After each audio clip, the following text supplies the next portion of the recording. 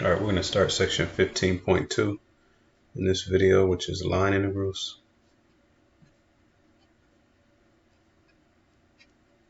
So first we're going to have a recap of what we've done up to this point with regards to integration. So up to this point,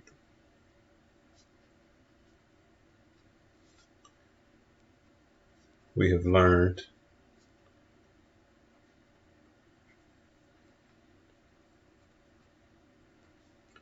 how to integrate over regions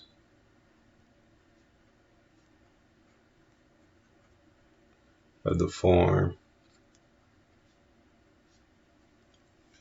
So first, and this was before we got in this class, we learned in Calculus 1 how to integrate over some closed interval from A to B.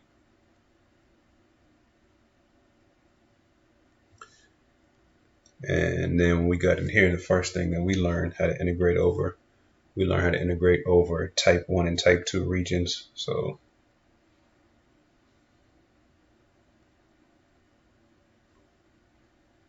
some region R, which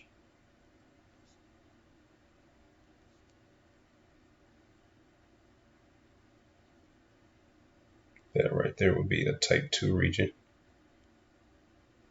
So we learned how to integrate over regions like that in the XY plane, and the type 1 regions in the XY plane.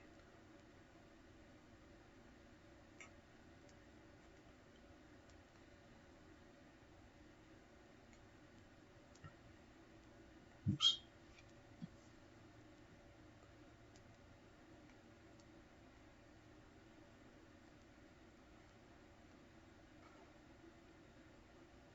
So we learned how to integrate over regions like that. And after that, we learned how to integrate over polar regions. So we had something like this. And these are our regions of integration.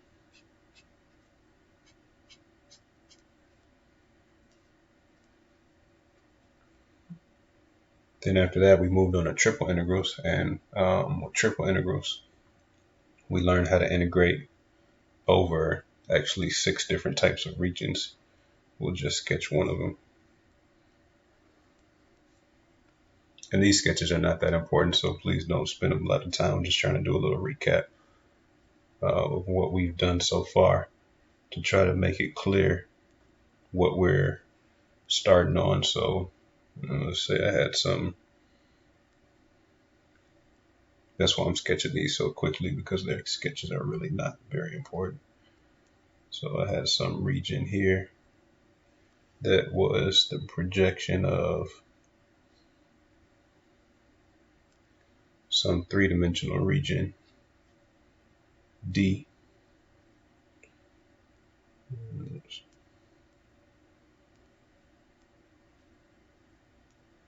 Whatever, some region D that looks like this.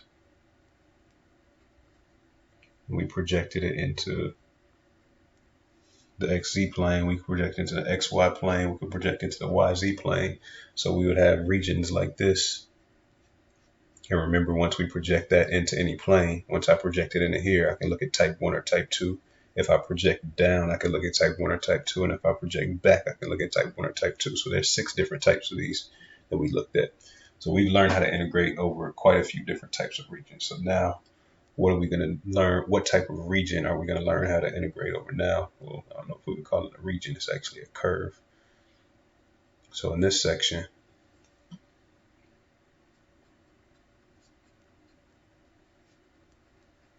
and remember, all of these are the regions over which we're integrating. We don't have our function that we're integrating in any of those pictures. So in this section,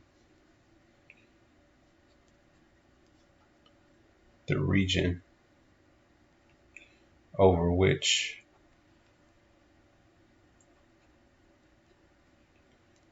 we integrate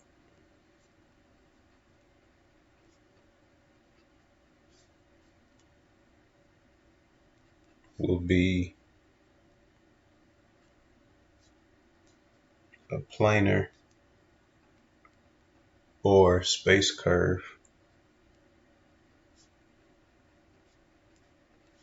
C. So now let's sketch the type of regions over which we're going to integrate in this section. So if we're in the XY plane, a planar curve,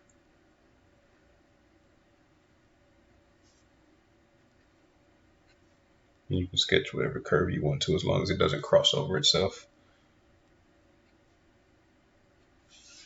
So we would integrate over that curve right there, or we might integrate over a space curve.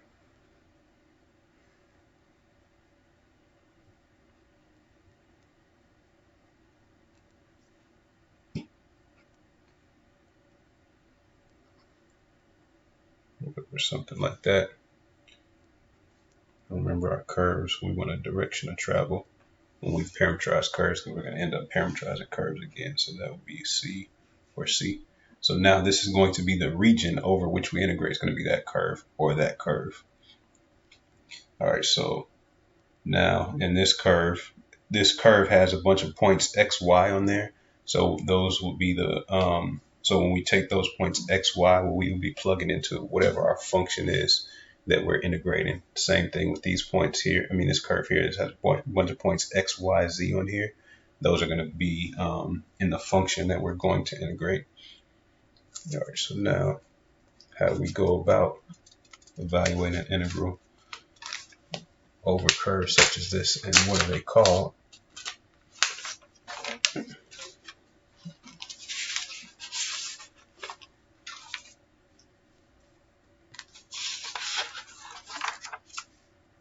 Or actually, before we even do that, let's look at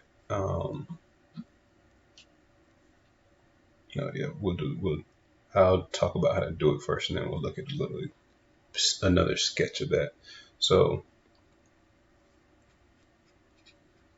if a continuous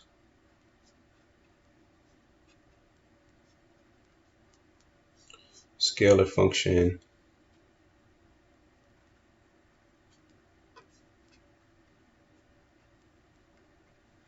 all right, and it's going to be very important that you pay attention to scalar function versus vector function in this section, because the approach for scalar function, because we're going to learn how to integrate over those types of regions, approach for scalar function is different than it is for vector function. So that's your first order of business when you see a question is, am I integrating a scalar function or am I integrating a vector function? And we'll talk about that more as we go through. Now, first off, the scalar function is just going to be some lowercase f. So if a continuous scalar function f is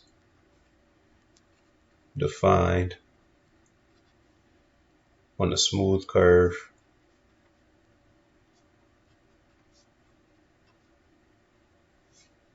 C with parametric equations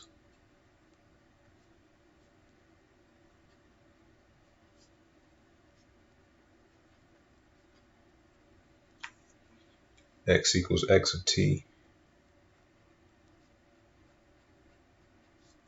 y equals y of t, z equals z of t, where t is some value between a and b.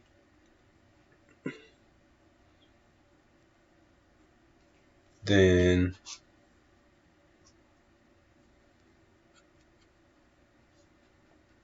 the line integral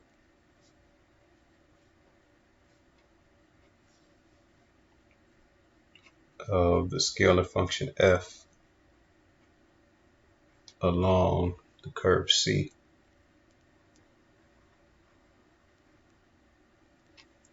is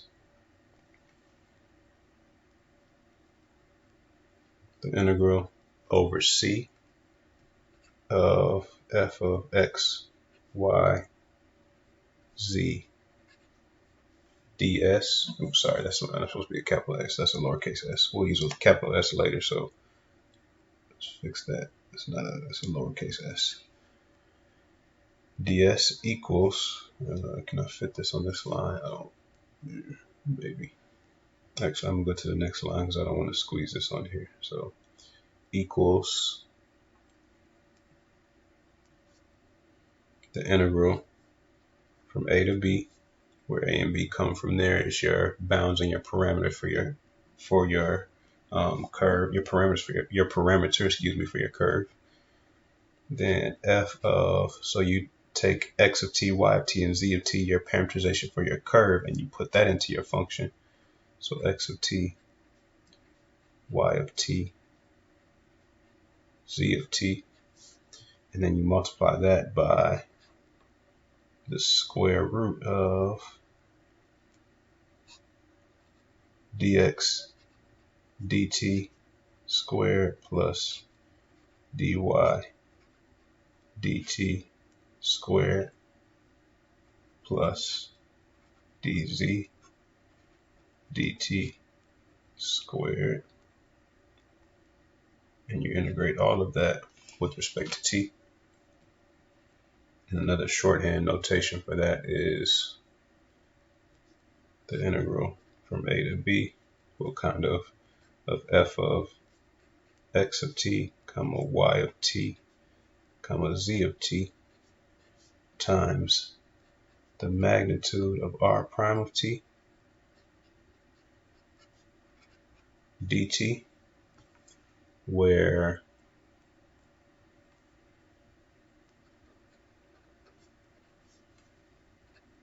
the vector r of t is just your parameterization for your curve. So x of t, comma y of t, comma z of t, and c is traversed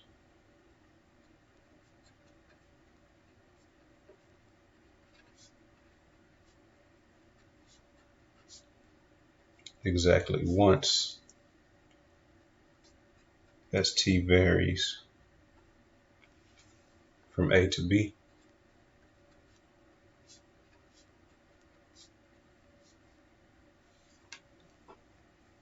All right, so this is for a scalar function. I'll just give a little rough sketch of a scenario we could be encountering in integrating a scalar function over some curve c. So now remember, before, when I sketched the curve c, I was sketching the region over which we're integrating. So same thing here, I'm going to sketch the region over which we're integrating, but then I'm going to also sketch the function that we're integrating above that region. So now we'll take our curve c, and it's going to be in the xy plane. So you draw some curve, make it fairly simple. In the xy plane, that'll be our curve c, have some orientation to it. So this is the region over which we're integrating. So now we have some function f of, so that's our c.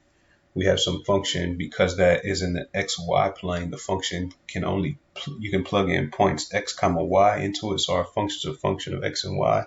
And we're going to look at that function up above this curve, and then whatever, say it's this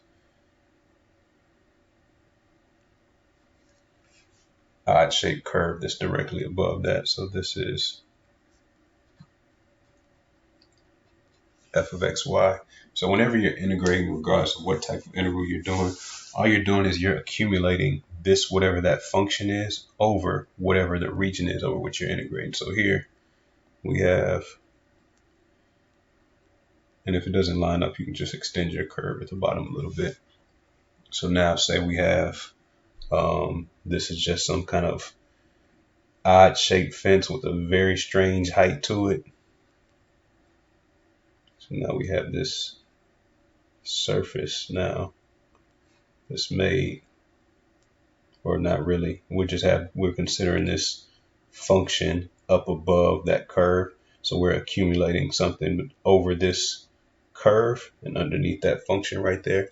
So that's what we're doing when we do a line integral of a scalar function. This is not what we're doing, but this is just an example of a scenario you could have. You could be told to integrate this function f of xy over that curve, and we can do stuff like, okay, if I wanted to find say this was a fence and I wanted to find the surface area of this fence, I might use something like this to find the surface area to figure out how much paint do I need to paint one side of this fence. And the line integral could do that for us. And notice when you look at the line integral formula, especially this way, if you ignore if the f of x, y, z, if that's 1, this actually is the arc length function that we did, or the arc, not the arc length function, the arc length of a curve that we did earlier in the semester.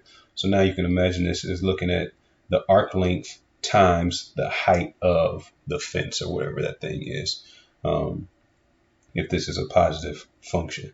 So, but that's only for scalar functions. So then next what we'll do is we'll look at how we set up a line integral for a vector function. But I'm going to do that at the start of the next video.